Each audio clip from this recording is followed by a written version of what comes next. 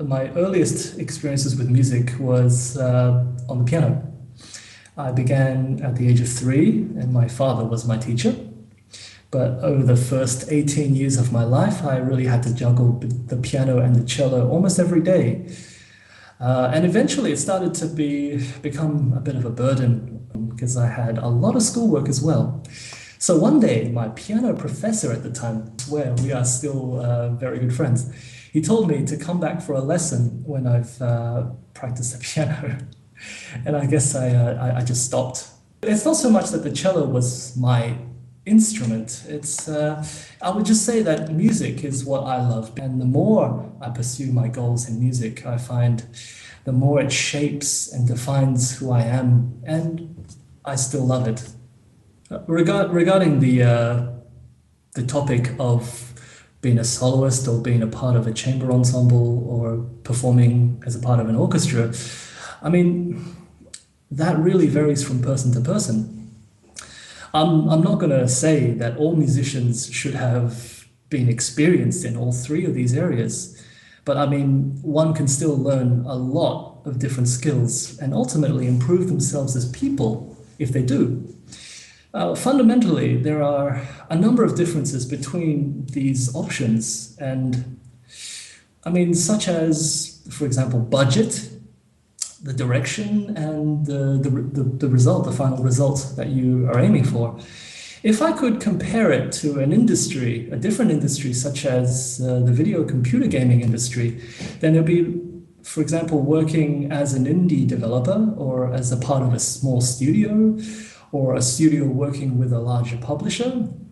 For example, an independent programmer, you could have the smallest budget, but also the most amount of control and on the direction of the results, whereas working with a bigger studio or with a major publisher could ultimately influence your original idea, the direction and the result, and the attitude towards the project. It could all be altered.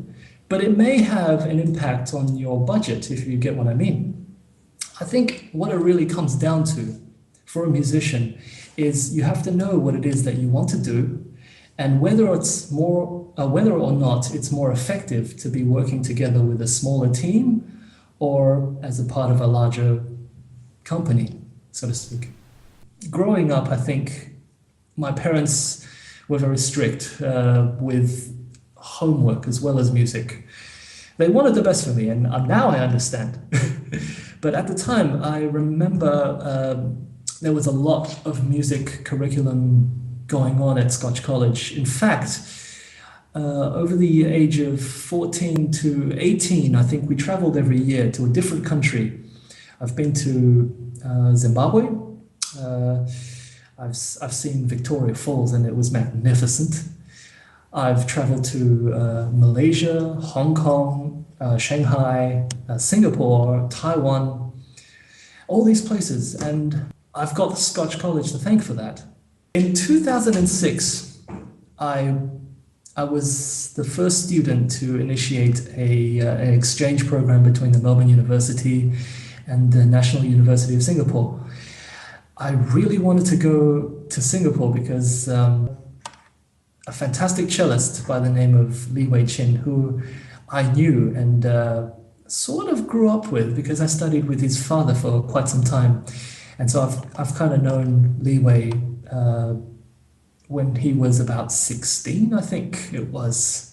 And he's in his time, I mean, he's a fantastic artist now, and I look up to him and respect what he does. So at the time, in 2006, I really wanted to go to Singapore to study with him. And so when I was in Singapore, he told me that I should go to the Royal Northern College of Music in Manchester to study with the fantastic teachers there. And so from his advice, I basically just said, yeah, that's where I'm going to go. And that's how much I trusted him. The current cello that I have at the moment used to belong to a friend. I mean, it was his old cello. In fact, he won the Young Performers Award, Symphony Australia Award, I think in the 2005, I think it was. And he is with me now here in England, and we still talk on a regular basis. He bought a very nice cello, and he said, well, I'm trying to get some savings back. So would you like to try out my cello? And I said, yeah, at the time, because I wasn't really looking. But having played on his cello, it was a significant moment for me where I said, wow, this is very different, but I can see myself really loving this cello. With this cello, I have to say I've been very, very happy with this, and it's a Hungarian instrument made by a man named Adolf Monning in 1877.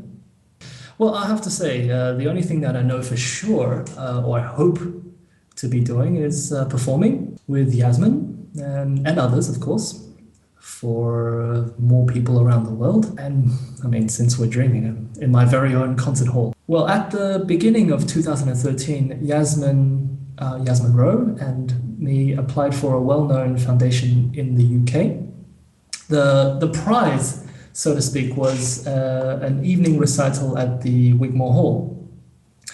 This recital will include the Poulenc Sonata, Mendelssohn D major Sonata, the Beethoven variations on the Judas Maccabeus by Handel, and some smaller works by Martineau and Kapustin. The concert should be very exciting, and I'm really looking forward to it. We're both really looking forward to it. So to those of you who are watching and think they will be in the vicinity of London on the 25th of May in 2014, book right now and come along. Love to see you.